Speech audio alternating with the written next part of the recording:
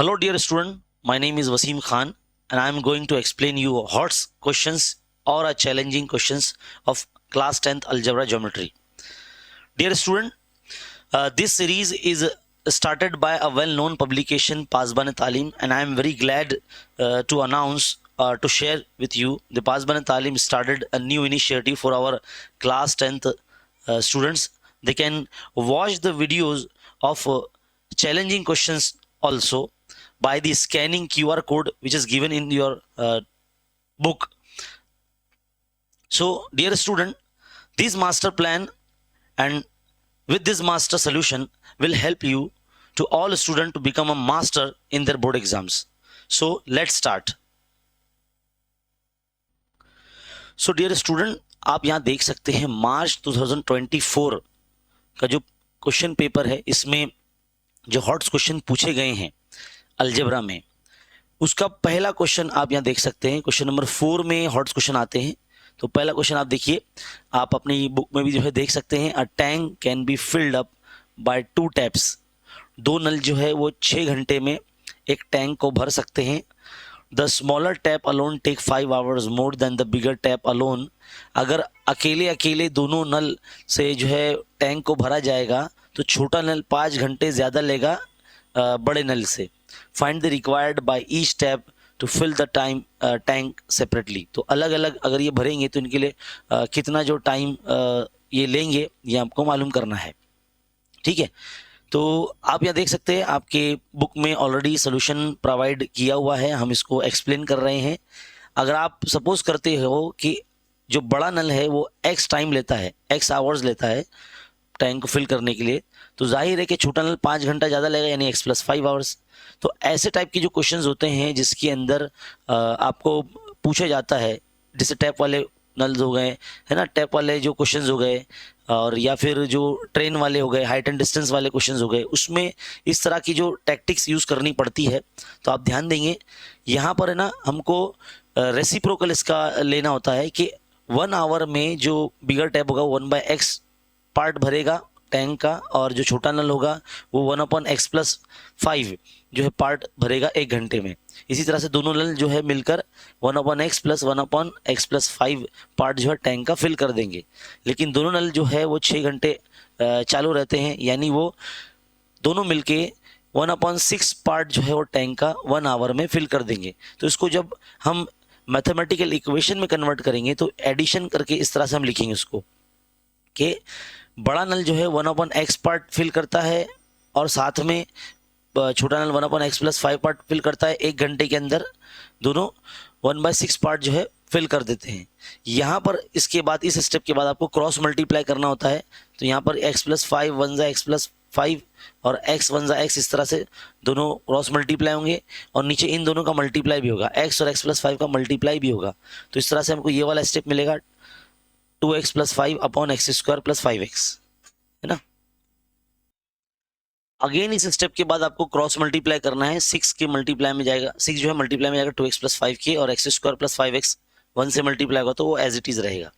यहाँ पर मल्टीप्लाई करने के बाद आपको एक तरह से इक्वेशन बन जाएगी जिसमें हम ये वाला जो होल पार्ट होगा जो राइट हैंड साइड में, उसको लेफ्ट हैंड साइड हम इस तरह से लेकर आएंगे तो हमारी एक क्वाड्रेटिक इक्वेशन बन जाएगी यहाँ पर कुछ इस अंदाज में। देन फिर हम इस नंबर का फैक्टर निकालेंगे 30 का, तो 10 3 30 निकालना रहेगा। तो ये जो बीच वाला नंबर है -7, ये हमको रिमेनिंग मिलना चाहिए उन 2 नंबर के ऐड या सब्ट्रैक्ट से। ठीक है, तो 10 3 हमने 30 ले लिया, तो -7 लाने के लिए 10 को माइनस में रखा जाता है। फिर इस तरह से ये इक्वेशन हमारी बन जाती है। -7 की जगह पे इन दोनों नंबर को x लगा के इस तरह से पुटअप किया जाता है। देन फिर यहाँ से हमको कॉमन निकालना होता है, तो इस तरह से कॉमन निकल जाता है। यहाँ से 3 कॉमन निकालेगा तो ये जो 2 ब्रैकेट है x - 10 रिपीट होंगे, ये दोनों रिपीट होने चाहिए। अगर ये रिपीट नहीं होंगे यानी आप रॉन्ग सॉल्व कर रहे हो। ठीक है, तो x - 10 फिर कॉमन हो जाएगा, और जो बाहर बचेगा x + 3 वो यहाँ पर रहेगा। देन फिर हम 0 को डिस्ट्रीब्यूट करेंगे तो एक वैल्यू जो है माइनस में आ रही है, एक वैल्यू जो है प्लस में आ रही है। तो हमने x को क्या सपोज किया, ये टाइम है, तो time can not be negative, तो हम x = -3 को हम कंसिडर नहीं करेंगे, x = 10 को कंसिडर करेंगे। यानी जो बड़ा नल होगा वो 10 घंटे लेगा, यानी 10 आवर्स लेगा, और जो छोटा नल होगा वो 5 आवर्स मोर, यानी 15 आवर्स वो लेगा। तो इस तरह से ये क्वेश्चन जो है यहाँ पर एंड होगा।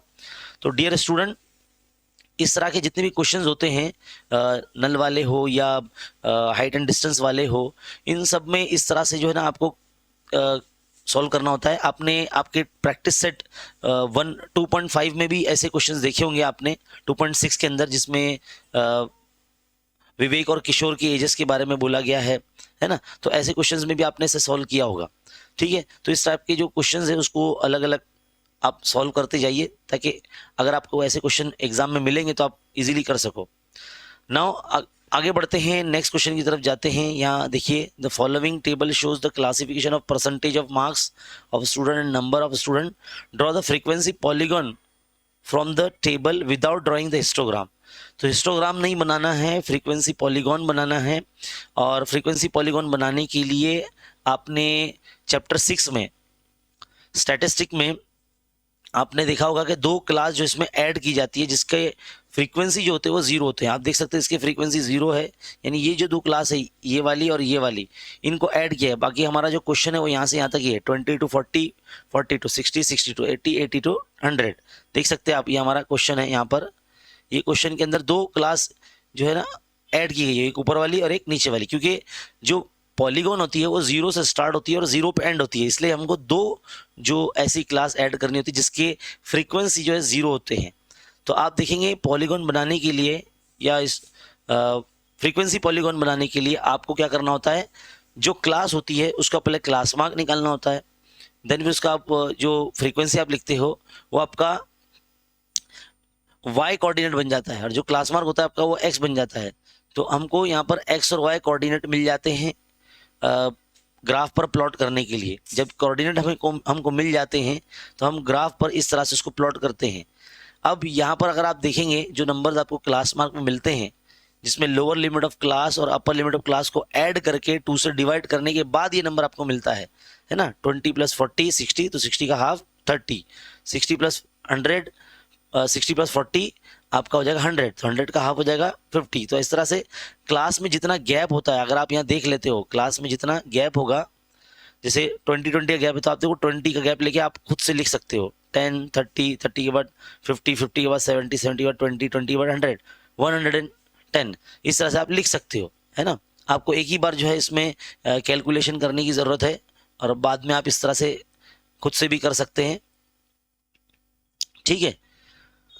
तो बस आपको ये याद रखना है कि फ्रीक्वेंसी पॉलीगॉन जब आप बनाते हो तो इसमें 2 क्लास आपको ऐड करनी होती है, एक स्टार्ट में और एक एंड में, ठीक है। जब ये आपका टेबल बन जाता है देन फिर आप जो है एक ग्राफ पेज पर इस तरह से जितने भी पॉइंट्स आपके मिले वो आप उसको प्लॉट करते हो। प्लॉट करने के बाद स्केल से इस तरह से ज्वाइन कर लेना है, और साथ ही साथ आप ये जो हमारा स्केल होता है ये लिखना ना भूलें। अगर आप स्केल लिखना भूल जाएंगे तो हो सकता है कि आपके 1 मार्क्स कैंसिल हो सकते हैं, और ये 1 आप इजीली ले सकते हैं 1 मार्क्स। तो देखो, जो भी आप रीडिंग लेते हो x एक्सिस पे या y एक्सिस पे, तो जो भी आप गैप लेते हो उसमें एक जो बॉक्स होता है उसमें 10 छोटी छोटी लाइंस होती है ना। तो यहाँ पर आपने जितना इसका गैप लिया है तो आपको यहाँ मेंशन करना होता है कि 1 centimetre is equal to 20 unit, क्योंकि देखो आपने यहाँ पे 20 का गैप लिया है, क्योंकि आपका जो क्लास है वो उसमें 20 का गैप है। तो उस हिसाब से अगर आपको लेना है तो आपको 2 बॉक्स का, यानी एक बॉक्स का आपको 10 जो है सेंटीमीटर या 10 यूनिट आपको बताना है, तो 2 बॉक्स का आपका 20 यूनिट हो जाएगा। तो यहाँ पर आपको मेंशन करना है ऊपर। इसी तरह से y एक्सिस पे भी आपको मेंशन करना है, और फिर बाद में जब आप नंबर प्लॉट करेंगे, कोऑर्डिनेट प्लॉट करेंगे, उसके बाद आपका जो है काम यहाँ पर एंड हो जाता है। और ये बहुत इंपॉर्टेंट है, 4 मार्क्स के लिए इस तरह के क्वेश्चन आते ही हैं, रिपीट होते हैं, तो बहुत इंपॉर्टेंट क्वेश्चन है ये, वेरी वेरी इंपॉर्टेंट। इसको आप बार बार प्रैक्टिस कीजिए, क्योंकि इस तरह का क्वेश्चन जो है फिर से एग्जाम में रिपीट हो सकता है, ठीक है। बढ़ते हैं आगे नेक्स्ट क्वेश्चन की तरफ। क्या बोला है थर्ड क्वेश्चन में, इन अ महिला बचत गट Kavita invested from the first day of month 20 rupees.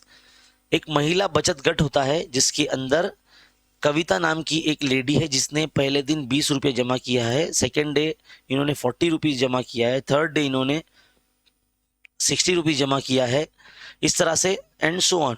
मतलब हर दिन वो 20 रुपीज जो है इंक्रीज करते जा रहे हैं, यानी यहाँ जो गैप होगा, यानी जो डिफरेंस होगा वो 20 रुपीज का होगा। If she save like this, अगर वो इस तरह से पैसा जमा करती है बचत गट में, then what would be her total saving in the month of February 2020।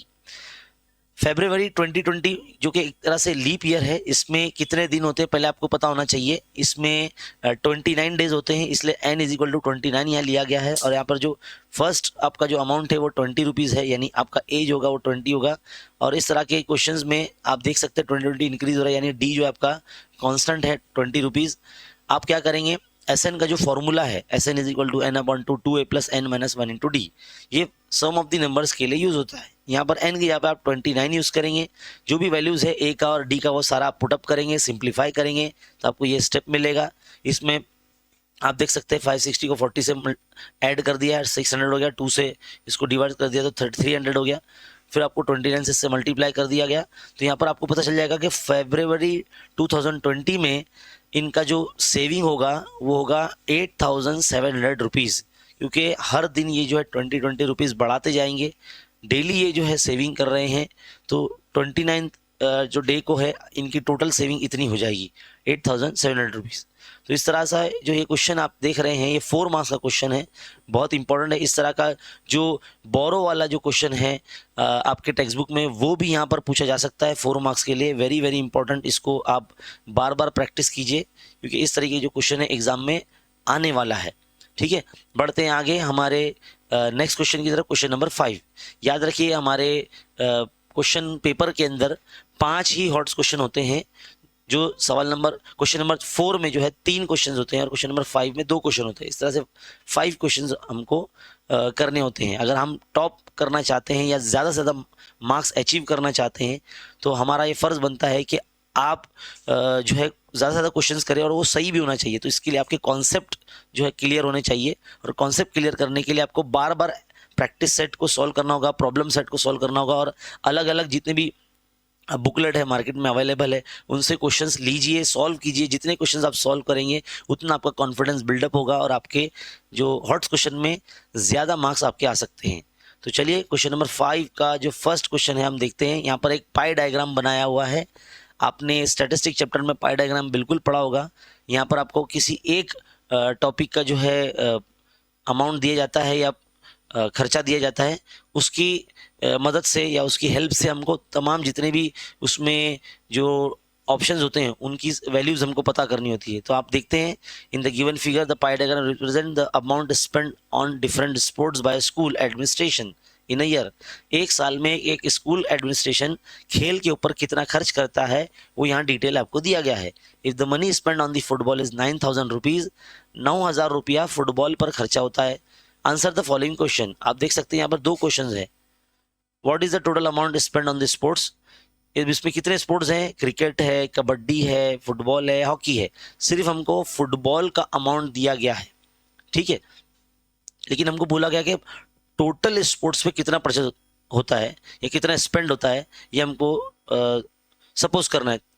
Suppose total amount spend on the different sport is x rupees, तो एक्स रुपीज़ दिया जाता है। तो कैसे हम मालूम करेंगे, जो हमको फुटबॉल वाला दिया गया है ना वो उसका हेल्प लेंगे हम यहाँ पर। तो आप देख सकते हैं टोटल अमाउंट जो हमको फाइंड करना है वो नीचे है, क्योंकि देखो जब भी आप अपने परसेंटेज निकालते हो, जब आप पास हो जाते हो तो आप देखते हो कि हमारा परसेंटेज कितना आता है। तो आप क्या करते हैं, टोटल नीचे लिखते हो, आप टोटल नीचे लिखते हो और आपका अचीव मार्क्स ऊपर लिखते हो, फिर उसको 100 से मल्टीप्लाई करते हो तो आपका परसेंटेज आ जाता है। बिल्कुल इसी तरह से यहाँ पर भी आपको यही करना है। यहाँ पर हम एंगल जो है उसका यहाँ लिखते हैं, एंगल इज इक्वल टू वो जो टॉपिक है या जो जैसे कि फुटबॉल है तो फुटबॉल का अमाउंट जितना लगाया गया है वो यहाँ पे जो आपको गिवन है वो आप ऊपर लिखेंगे, और टोटल अमाउंट जो आपको फाइंड करना है वो नीचे लिखेंगे। और 360 से आप मल्टीप्लाई कर रहे हैं क्योंकि ये पाई डायग्राम है और पाई डायग्राम सर्कुलर शेप का होता है और सर्किल का जो मेजरमेंट होता है 360 होता है, इसलिए हम 360 से मल्टीप्लाई करते हैं। ठीक है, तो यहाँ पर क्या होगा कि जो चीज़ आपको फाइंड करनी है वो साइड में हो जाएगी, फिर आप 9000 के अपॉन में आपका 45 आ जाएगा और 360 आ जाएगा। यहाँ पर आपको सिंप्लीफाई करना होगा। किस तरह से करेंगे आप, 9 1 जा 9 और 9 5 जा 45, ठीक है। फिर आप 5 के टेबल से करेंगे, 5 1 जा 5, 5 7 जा 35, एक बचा 5 2 जा 10। तो 72 को अगर 1000 से मल्टीप्लाई कर दें तो 72,000 आपका आ जाएगा। यानी स्कूल एडमिनिस्ट्रेशन ने 72,000 रुपीज़ जो है स्पेंड किया है स्पोर्ट्स पर। अब आपको यहाँ पर टोटल अमाउंट आ चुका है। सेकेंड क्वेश्चन आपका यह था what is the amount spend on cricket. तो पहले आप क्रिकेट का एंगल देख लोगे, 160 डिग्री है, तो यहाँ पर हम इसका फॉर्मूला कैसा बनेगा, 160 degree is equal to amount spend on the cricket divide by total amount जो हमने फाइंड किया 72,000 इनटू मल्टीप्लाई बाय, है ना, मल्टीप्लाई बाय 360। अब यहाँ क्या होगा, क्रॉस मल्टीप्लाई होगा, जो चीज़ हमको फाइंड करने साइड में रहेगी 160 के मल्टीप्लाई में जाएगा आपका 72,000 और डिवाइड आएगा आपका 360 से। अब यहाँ आप देखो किस तरह से इसको सॉल्व करोगे।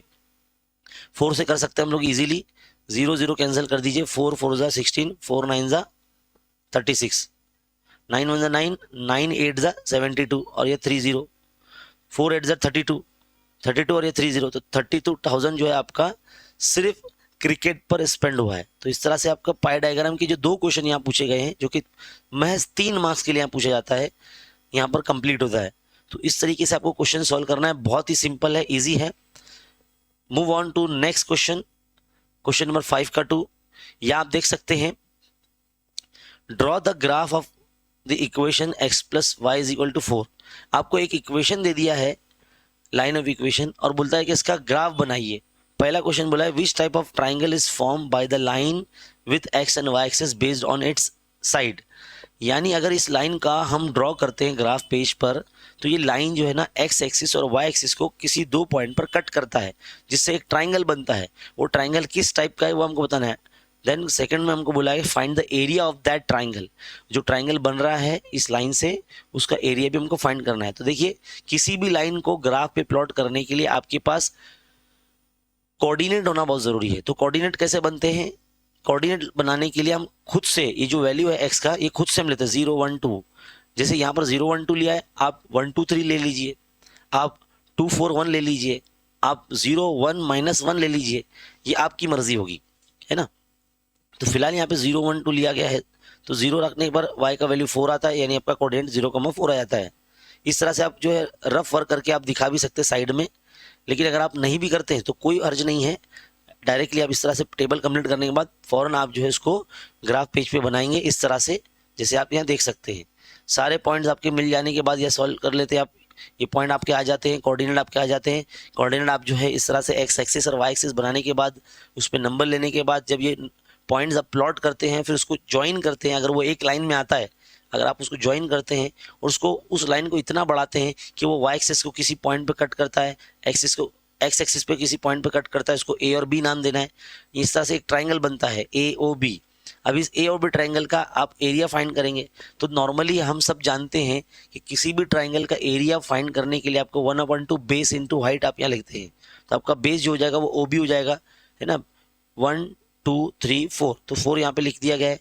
और ओ ए कितना है आपका 1 2 3 4, ये 4 सेंटीमीटर यहाँ पर भी है। तो 2 1 2 2 2 4, तो 2 4 8, तो 8 स्क्वायर यूनिट जो है आपका इस ट्राइंगल का एरिया आ जाएगा। तो डियर स्टूडेंट, इस तरह से ये क्वेश्चन यहाँ कंप्लीट होता है, और यहाँ पर हमारा अलजेब्रा का जो हॉट सोल्यूशन क्वेश्चंस है वो यहाँ कंप्लीट होते हैं। आई होप आपको बहुत अच्छे तरीके से समझ में आया है। इसी तरह के जो आपको समझना है तो कोशिश कीजिए कि आप अपने फ्रेंड सर्कल में इस बुकलेट के बारे में जो है ज़्यादा से ज़्यादा आप बताइए कि अगर कोई स्टूडेंट मैथ्स में अगर अच्छे मार्क्स अचीव करना चाहता है तो उसको प्रॉपर गाइडेंस की ज़रूरत होगी, जो कि पासबान तालीम आपके लिए रेडी है अपनी बुकलेट के साथ में। इन्होंने बहुत अच्छा इनिशिएटिव लिया है कि बच्चे सोल्यूशन देखने के साथ साथ सोल्यूशन के वीडियो फॉर्मेट में भी इसको देख सकते हैं, जिसमें उनके डाउट क्लियर हो सकते हैं कि कौन सा स्टेप कैसे आया है। तो आई होप आपको ये वीडियो बहुत हेल्पफुल लगा होगा। मिलते हैं नेक्स्ट पेपर सोल्यूशन के सीरीज में। Thank you.